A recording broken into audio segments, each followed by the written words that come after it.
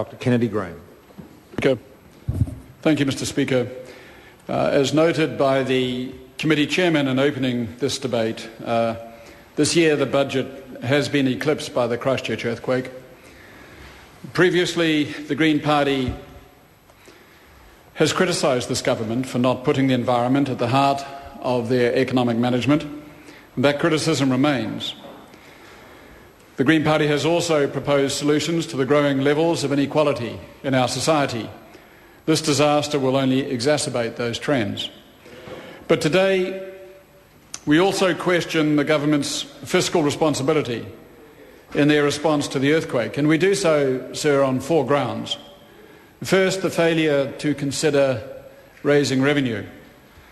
And secondly, the risk of taking on more and more debt. And third, the threat of reductions in social expenditure. And fourth, the failure to reprioritise infrastructure spending on roads. Let me address each one. The failure to consider raising revenue. This government has decided to take a one-sided approach to responding to the Christchurch earthquake. It has decided to take on more debt and enact spending cuts which will hurt the most vulnerable in New Zealand. Instead of living within our means, the government has decided future generations will pay for this disaster. This chosen course will expose us to more risk and weaken our ability to respond to further possible shocks in the near to medium term. We believe that a responsible and smart response to the Christchurch earthquake would take 3 forms. 1, to raise some revenue from those most able to pay. 2, to borrow a little to share some of the costs of the rebuild with future generations. And 3, to reprioritise infrastructure spending but not cut other forms of government expenditure. Failing to consider new sources of government revenue to pay for the rebuilding of Christchurch is simply not a smart way to run this economy. The commentators agree. Let me cite just one. Fran O'Sullivan has come out in support of a levy, arguing that by setting the levy at a high threshold, the additional tax is unlikely to effect economic growth, as currently high-income earners are using their wealth to retire debt, not to consume. Mr. Speaker, a temporary levy set at a low rate on high-income earners is unlikely to affect economic growth and could raise up to $1 billion per annum, making a meaningful contribution to the reconstruction effort, an effort estimated by Treasury to now be in the vicinity of $5 billion of uninsured cost to the government. A temporary levy as set out by the Green Party, coupled with leaving the corporate tax rate unchanged at 30%, would raise just over $1 billion per annum.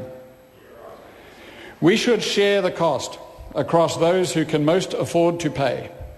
A levy is the fairest way to pay for the earthquake, and we believe serious investigation of this option should be undertaken. Let me address the risk of taking on more debt. Before the earthquake, the government was adverse to increasing debt. This government rejected a meaningful economic stimulus as a response to the recession due to a fear of downgrade to our credit rating. Before the earthquake, this government used reducing debt as the rationale for selling state assets. Greater government debt means higher borrowing costs for all. It also means we face the very real possibility of a near-term credit downgrade, the results of which will mean we all pay more for the money we borrow, suppressing growth and sending precious resources offshore, simply to service the higher cost of risk of lending to New Zealand Inc. Fitch and Standard & Poor's have put us on a negative credit watch. A credit downgrade means most households will pay for the rebuilding of Christchurch. However, none of the additional money that households will be paying will be going to Christchurch. It will be going offshore to international financiers. A levy, by comparison, will limit the risk of a credit downgrade and ensure all money levied goes directly to pay for the earthquake. Therefore, taking on additional debt should be a last resort and only used to make up any difference between raising additional revenue and reprioritising infrastructure spending. Let me address the reductions in social spending. The government has indicated it is going to cut social spending and use the earthquake as a justification for imposing National Party policy on welfare reform. Rather than asking those most able to afford contributing to the cost of the rebuild, the government has proposed cuts to those on working for family benefits and cuts to entitlements to students requiring student loans to enable them to get an education. The government is sending a perverse message. Families are going to have to pay for the rebuilding of Christchurch, while those on higher incomes and those without children to support will not. This is not smart economics. Neither is it fair. Welfare cuts of the size needed to pay for the likely damage will need to be significant and affect some of the most vulnerable. The Green Party supports a fair and equitable approach to pay for the rebuilding of Christchurch. Fourthly, the failure to reprioritise infrastructure spending on roads. As part of a responsible, smart and balanced response to the Christchurch earthquake, this government can reprioritise their current infrastructure spend. It can suspend its massive expansion of motorways, a capital investment program of $9.6 billion. To date, the government has failed to reconsider their commitment to spending $9 billion on roads outside of Christchurch, when roads inside of Christchurch are twisted, broken and impassable. I was on them today. By postponing indefinitely the Wellington Northern Corridor project, up to $2.4 billion in funds could be redirected into critical infrastructure spending in Christchurch.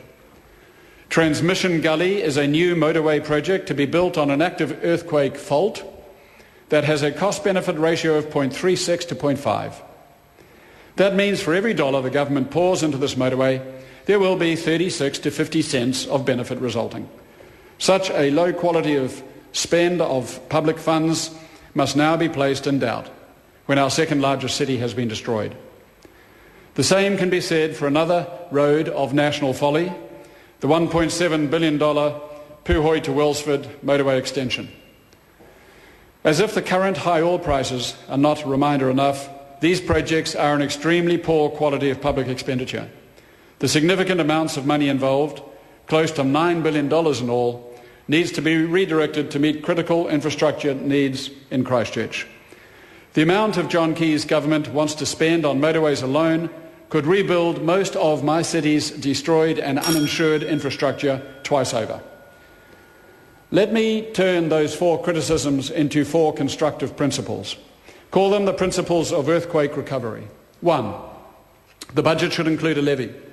2, the rebuild should be sustainable and the budget should allocate funding for environmental cleanup as a result of the earthquake. 3, those most able to pay should help the most. 4, infrastructure spending should be reprioritised. Mr. Speaker, the Leader of the Opposition spoke this morning about spending time in Christchurch. 2 hours this morning, and I know he has in previous days. Sir, I've spent almost each day in the field, in the suburbs, in eastern Christchurch, in downtown, in the inner city. I know what it is down there.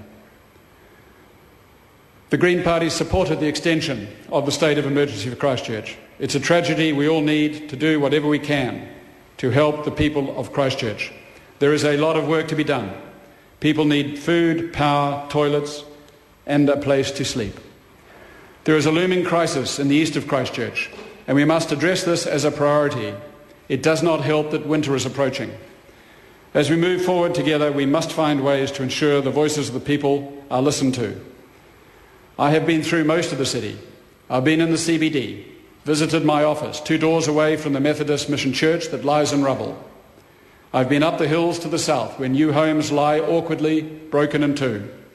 I've taken Green Party volunteers into the eastern suburbs, shoveling the liquefaction, door knocking, delivering food and counselling. We know what we must do. Yet that is for the future. For now, for the present, for this moment, we shall remain one in this House. Thank you, sir. The Honourable Sir Roger Douglas. Mr. Speaker, on the 28th of May 2009,